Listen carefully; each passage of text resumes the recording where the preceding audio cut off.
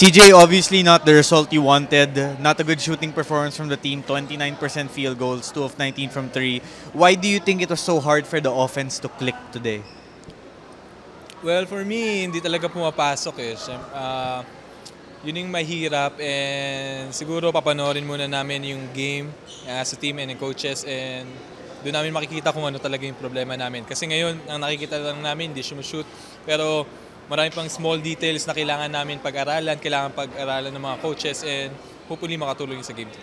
Coach Goldwyn Monteverde said after the game na he felt hindi nyo na-match yung energy ng LaSalle when it comes to rebounding and 50-50 balls. As the captain of the squad, do you agree na yung energy levels nyo has to be better in Game 3? Oo naman, kasi kitang-kita sa stats kung gaano kataas yung second chance points nila and yung offensive rebound nila. And yun nga, tama si Coach Gold kasi nakitang-kita naman sa game yung effort namin, yung backs out, yung mga small details na kailangan, hindi namin na-pull. So, yun yung nag-decide ng game din.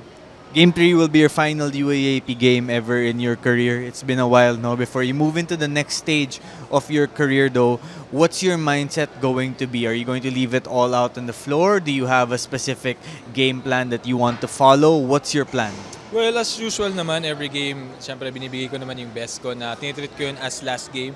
And syempre hindi na rin bago yung Game 3. Although mas emotional siya kasi syempre last game ko na yun sa UAAP career ko. Yan.